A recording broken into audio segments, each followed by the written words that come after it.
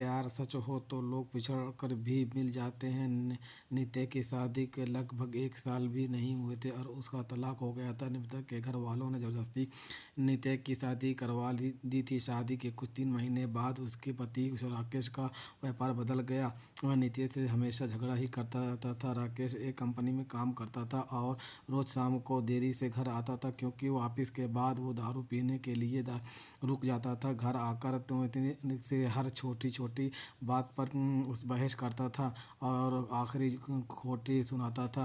वह नित्या को ये भी बोल देता था कि चली जा तू यहाँ से, मुझे तेरी कोई ज़रूरत नहीं है, बहुत मिल जाएंगे तेरी जैसी। नित्या ने उसको ये व्यापार चुपचाप सहने कर रही थी। उसने अपने घर के पर भी उसके बारे में कुछ नहीं बताया। वो अपने घर वालों से नाराज़ थी। उन्होंने ज़बरदस्ती उसकी शादी की।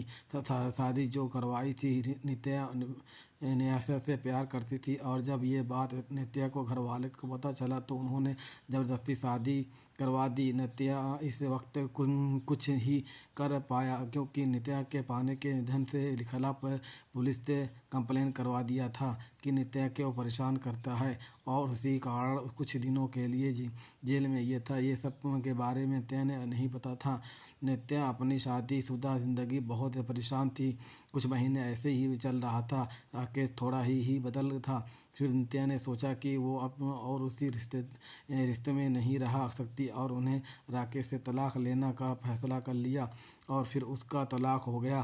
तलाक के बाद नित्या ने अपने मम्मी पापा सब कुछ बता दिया और उन्होंने नित्या को बहुत डांट के कि क्या हो गया, ऐसे क्यों तलाक ले लिया, अभी क्या करेगी, वहाँ जाएगी कौन करेगा इससे शादी से। सब सुनकर नित्या ने उनके साथ रहने से इनकार कर दिया। एक छोटी सी कंपनी में काम करने लगी और कंपनी द्वारा दिए गए घर में रहती थी। उसे उसे अभी कभी अनीशा की बहुत याद आती थी, लेकिन उसने अनियास के कभी संपर्क करने की कोशिश नहीं किया। तो सोचा थी कि अब उसे किसी पर बोझ नहीं बनना है। वो अपने पैरों पर खड़े होने चाहती थी। वो अपना पूरा समय अपने काम में देती थी। उसका काम इतना अच्छा था कि 4 महीने ही उसका प्रमोशन हो गया और वो अपने डेट की डेट बन गई। प्रमोशन के 1 महीने के बाद उसकी कंपनी के तरफ से एक मीटिंग में अटेंड करने के लिए विदेश आने का अवसर मिला। नित्या अपने में बहुत तरक्की कर रही थी। जब उसके मम्मी पापा की भी नित्या का बहुत फ़र्क महसूस हो रहा था। अब वह पूछते कि उन्हें किसकी शादी लगा कर मैं कर दिया था। नित्या विदेश जाने की बात से बहुत खुश थी। 4 दिन के बाद उसकी टिकट थी। उसे कुछ खरीदारी भी करनी थी। फिर वो अपने ऑफिस के पास एक मॉल में गाड़ी उसे कपड़े और कुछ कपड़ों का सामान लेना था।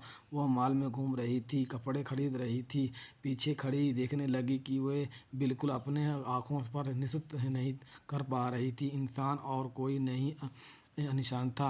निश्चय उसे देखती रह गई। उसे समझ में नहीं आ रहा था कि वह निश्चय से क्या बात करे। निश्चय नित्य को देखकर बहुत खुश हुआ। दोनों आंखों में आंसू के खुशी भी थे।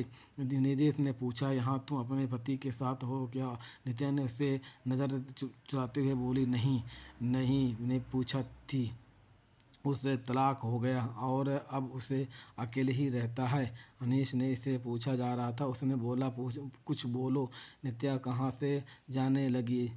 उसने निशा के बोल कि मुझसे तुमको कोई बात नहीं करना है, चलो जाओ। अनिस ने उसे के पीछे जाने लगा। उसने कहीं मेरी बात तो सुनकर एक बार फिर नित्या नहीं रुकी। फिर अनित्या ने कहा कि तुम्हें मेरी काम से बस एक बार एक रुक के मेरी बात सुन लो। फिर नित्या ने करती थी। आखिर उसके दिल अभी भी अनिशा के लिए प्यार में था। वो रुक गई और अनिशा के कहा कि कहीं बैठकर बात करते हैं। फिर दोनों मॉल के एक स्टेट में गए। अनिसिया ने उससे पूछा कि कैसे हो, तो वो बोली ठीक हूँ। अनिसिया ने उसके पति के बारे में पूछा कि वो कैसा तुम्हारा ध्यान रखता है ना। नित्या चुप थी। अन्यास ने बोला, क्या हुआ, तुम चुप क्यों हो, कुछ बोलो, तुम्हें कोई परेशानी नहीं है ना। नित्या बोली, मेरा तलाक हो गया है। अनीसिया को ये सुनते ही एक उम्मीद की किरण दिखने लगी। उसने पूछा, कब और क्यों। नित्या ने उससे सब कुछ बता दिया। अनीसिया ने बोला, फिर अब तुम अकेले क्यों रहती हो, तुम अपने मम्मी पापा के समय नहीं हो नहीं गई, मुझसे क्यों संपर्क करने की कोशिश क्यों नहीं की। नित्या बोली, तुम अगर मुझसे प्यार ही करते थे तो जब मेरी शादी हुई तब क्यों नहीं आए मुझे लेने, कहाँ थे तुम उस वक्त। बिल्कुल अकेली ही हो गई और मजबूरी में शादी हो गई मेरी। अविनाश ने पूछा, क्या तुम्हारे पापा ने बताया नहीं था कि उन्हें चुपके पुलिस के केस में करा दिया था, जेल में था। कुछ महीने बाद सुनते ही अंत्या ने चौंक गई। उसने कहा कि मुझे इसके बारे में कुछ पता नहीं। अनिसिया से उसे पूरी बात बताई।